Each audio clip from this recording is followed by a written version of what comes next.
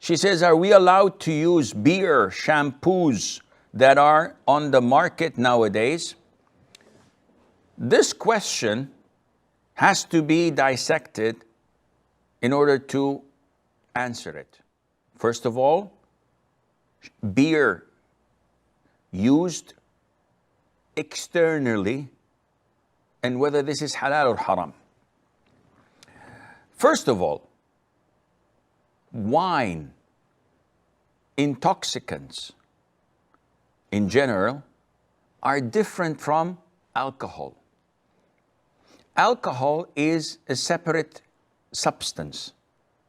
Though it causes intoxication, but it has no ruling for itself to being intoxicant because it's a substance. And most likely if someone drinks pure alcohol, that he would harm himself if not die.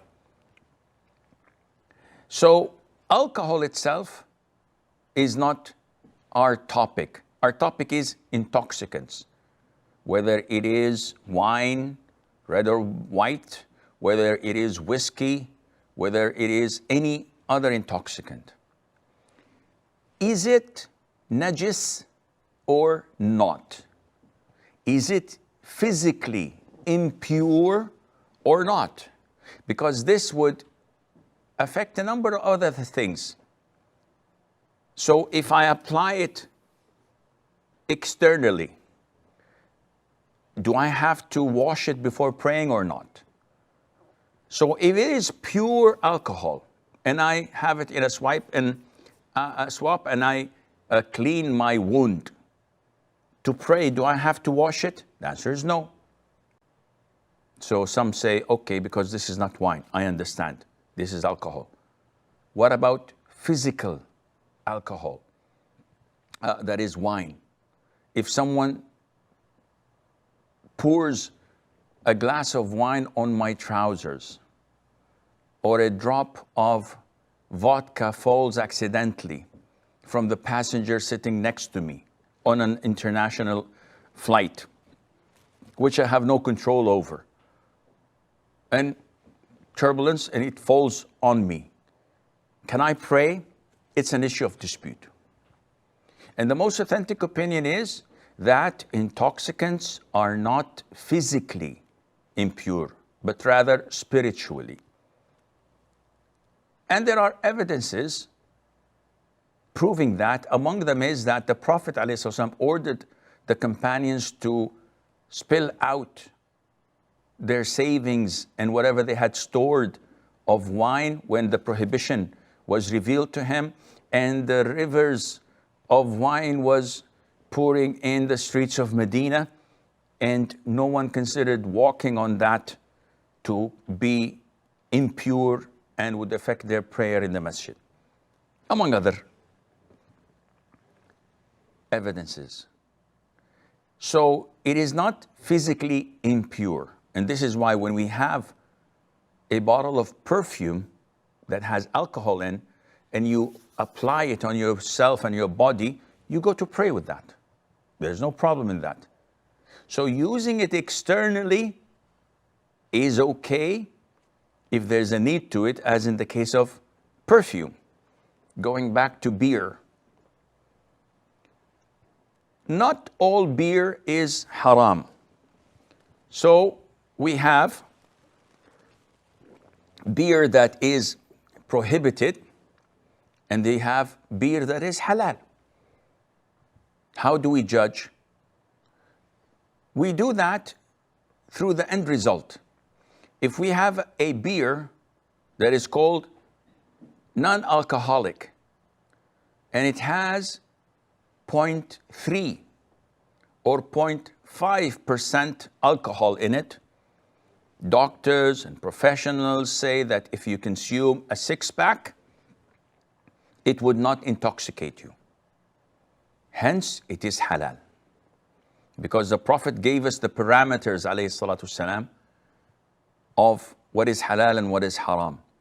When he said in an authentic hadith, whatever intoxicates in large quantities, then little of it is haram. So if someone drinks a glass of champagne and he's not intoxicated, he does not have the right to say, it's halal for me.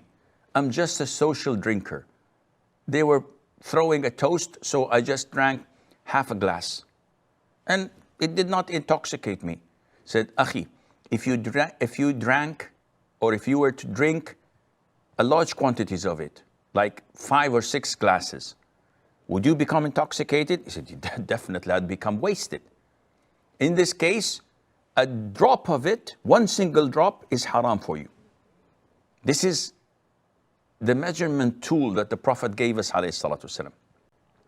So we have to look at the shampoo, the beer itself. If it's not intoxicating and it's added to shampoo, there's no problem using it. Okay, Sheikh, what about if it is intoxicating? What if it's a Miller or a Budweiser, full throttle, as they say, the real deal? It's definitely haram to consume. What about if it's mixed with shampoo? Using it externally in your hair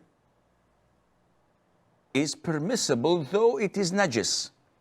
But if you use it externally, like perfume, and you wash it, then it's okay. The trick is not here. The trick is in buying it. So when you buy shampoo that is alcoholic beer based, then you are buying alcohol, you're buying wine, you're buying intoxication. And the Prophet ﷺ cursed in wine 10. Among them is the one who buys it. So those who buy it, who sell it, who manufacture it, who grow the grapes or the plants used for it, who carry it, who it is carried to, etc. So many people are cursed when it comes to wine, which is the general terminology for intoxicants. Therefore, buying it is totally prohibited. Using it is something that is abhorred, is not recommended for a Muslim, but at the end of the day, it's not haram, because one is using it externally and not consuming it. But buying it is totally prohibited, and Allah Azza wa Jal knows best.